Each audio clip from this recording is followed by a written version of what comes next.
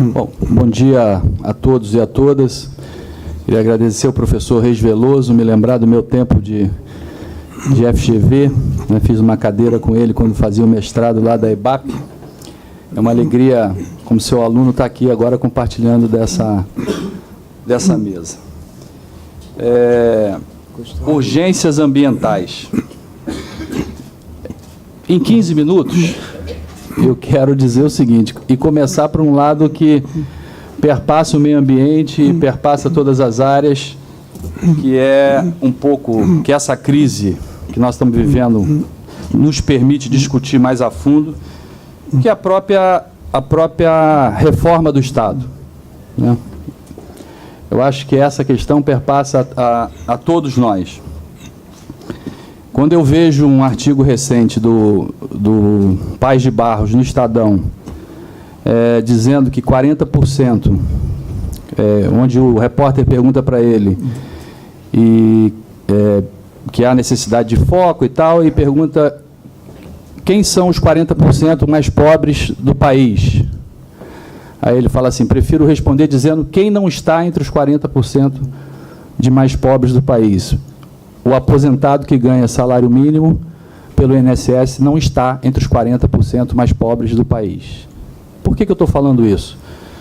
Eu estou falando isso, sobretudo nesse momento de crise que nós estamos vivendo, e a gente vê os governos com questões assim completamente anormais, arrestos da justiça, e os governos de uma forma vivendo apenas para cumprir os seus programas de honrar com os seus servidores. E quem fala aqui é uma pessoa que é servidor, sou oficial de marinha concursado, auditor fiscal concursado, pai aposentado do Estado, mãe professora aposentada do Estado.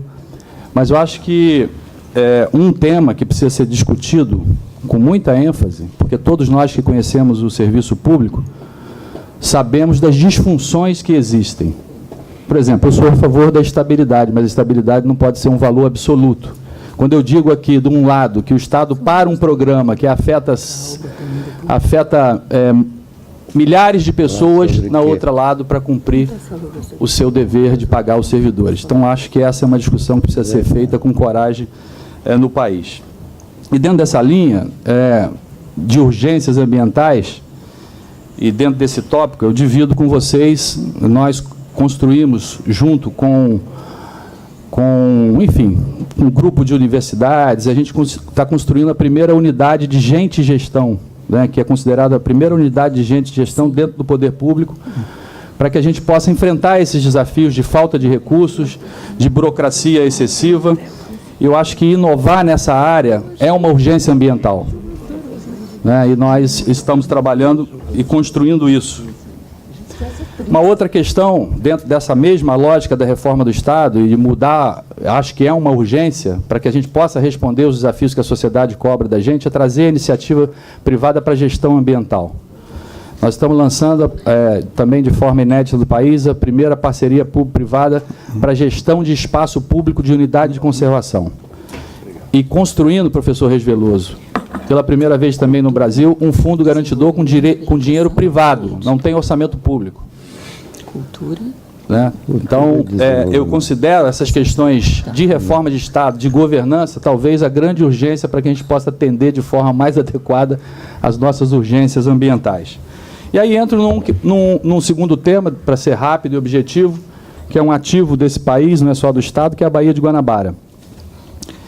A Baía de Guanabara, desde a ECO 92, ao longo de 30 anos, ela vem sendo palco de tudo aquilo que o poder público pode errar, erra. É um case para se estudar aquilo que não se devia fazer.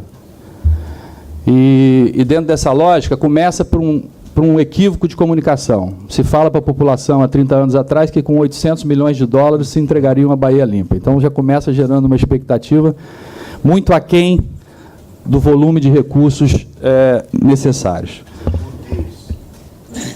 Não, mas há 20 anos atrás, quando se assinou o primeiro empréstimo do Banco Mundial com o governo japonês, era um empréstimo de 800 milhões de dólares e se comunicou para a sociedade que se teria uma Bahia limpa depois de aplicar 800 milhões de dólares. Quem conhece o tema sabe que isso aí não faz cosquinha nas necessidades de construir algo sério e relevante para esse tema.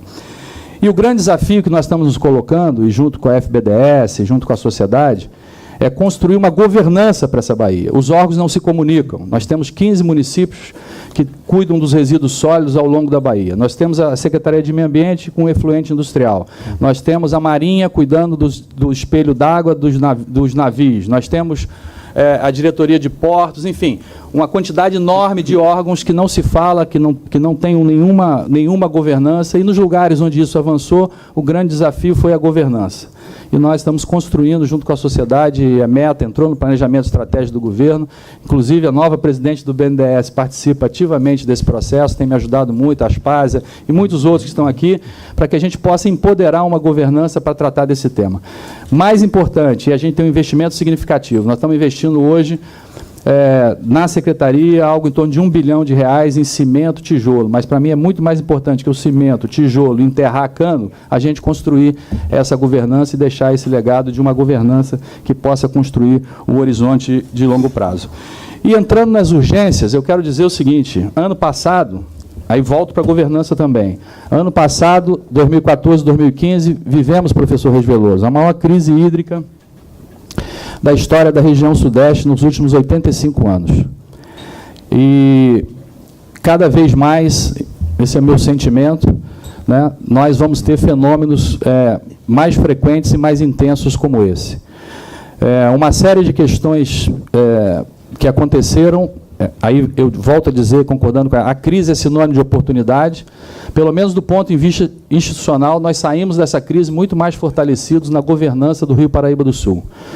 O Rio Paraíba do Sul deixou de ser os seus reservatórios, que abastecem 12 milhões e meio de pessoas, portanto, 85% da água que o Estado do Rio de Janeiro bebe vem do Rio Paraíba do Sul. Os seus reservatórios, fruto dessa crise, deixaram de ter o foco na geração de energia e passaram a ter o foco no abastecimento humano. Portanto, hoje nós temos uma nova governança desses reservatórios, uma série de ações que permitiram economizar 2 trilhões de litros d'água, senão a região metropolitana do Rio de Janeiro estaria seca, completamente seca, e houve um novo acordo com a ANA, e o Rio e os 3 estados ganharam institucionalidade, mas essa reflete, mais uma vez, a questão da necessidade que eu abri de reforma do Estado, de governança, de novos modelos, que para mim são a principal urgência ambiental e do Brasil. Li o artigo aqui do nosso querido professor, né, estamos vivendo um momento, eu achei que ele sintetizou bem, né, um momento de tensão entre liberdade e igualdade. E eu acho que, nesse sentido, eu encerro dizendo que somos, hoje, não mais os nossos netos, não mais os nossos filhos, mas a primeira geração a sofrer os efeitos concretos do aquecimento global, né, em que pese os avanços de Paris, né, nós estamos efetivamente, e os últimos acontecimentos, os últimos 3 anos, os anos mais quentes, mostram isso.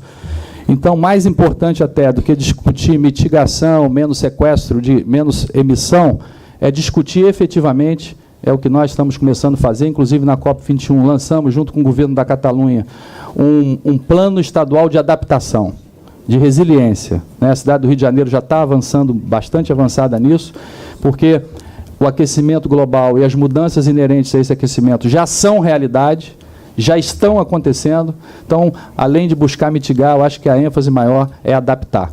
Então, são as questões que eu queria deixar para debate. Já esgotei meu tempo? Já. Obrigado.